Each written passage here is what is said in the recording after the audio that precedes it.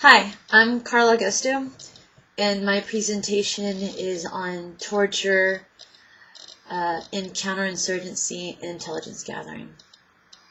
Now, when you hear the word insurgency, you probably automatically think of the word insurgent.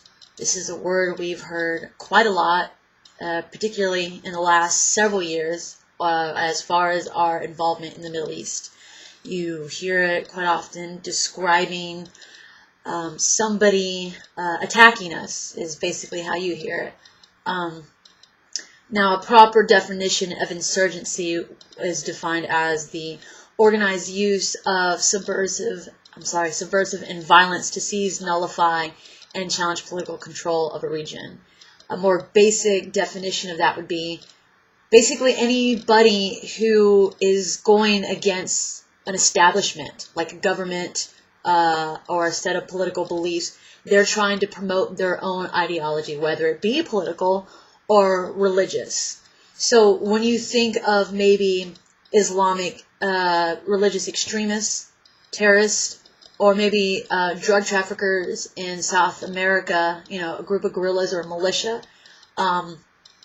trying to go against the already established system, those are considered insurgents.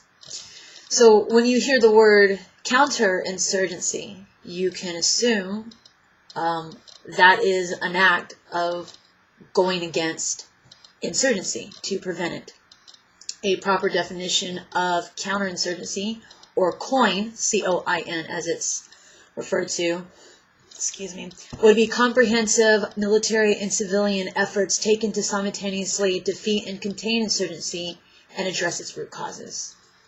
In layman terms, it's methods taken to end the insurgency movement. So you have military and civilian efforts, whether that be like government officials or employees, along with like CIA agents or military, coming together to figure out who the insurgents are, what their purpose are, who they've gathered, and to stop the current insurgency and to prevent any further insurgency from occurring. So my paper spoke specifically, it talked about, torture as a means of intelligence gathering. Now throughout our book, we've talked about HumeNet, ComNet, TechNet, the way you gather intelligence with espionage, with satellite pictures, basically everything you can think of.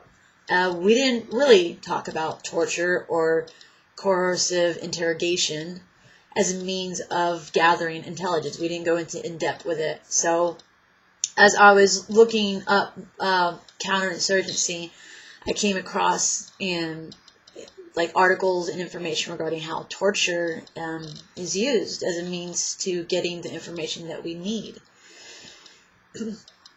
You can look it up, and there's not really any recorded events of Americans particularly using torture or physical interrogation as a means. Now I'm not gonna deny that we haven't used it. So let's be honest. You can think of situations like even back in the first couple of World War I and II, Vietnam. I'm sure there were things that were done to get the information that we needed in those particular situations. But what I found interesting in my paper, or when I was doing research, was that after 9/11 and the Bush administration, it was made policy for torture to be used as a means of a counterinsurgency intelligence gathering. It was implemented. So basically, agents and military personnel were allowed to have at it in any means possible if they felt it was going to benefit us and get the information that we needed. And I found that a little disturbing that we decided to make it it's one thing to not really know or maybe turn an eye to what our undercover agents or military personnel may be doing when they do have detainees or suspected terrorists and they're trying to get information. that would help us, any sort of intelligence that would help us figure out who the insurgents are, who they're working for, what their next move is, where they're going. But the fact that we made it policy makes it a little unnerving, knowing that we probably won't ever turn away from that style of interrogation. And it was kind of hard for me to find a balance of whether it was acceptable or not. Because whereas I believe in maintaining civil liberties and human rights, and I believe that's important, but at the same time, I feel the government and its agencies know what they're doing. They know information that we don't. They are exposed to situations that us as civilians will never see. And it's quite possible that this was the best means to get the information that they needed to help us. And that whole statement of, or that expression of, one to die to save several others, I think that holds a lot of water in this case. Counterinsurgency has been, in the literature that I found, is very difficult to operate. Counterinsurgency operations are very difficult to follow through without proper intelligence, because intelligence obviously is important to follow through on these operations clearly and to get the information we need to, again, end the insurgencies.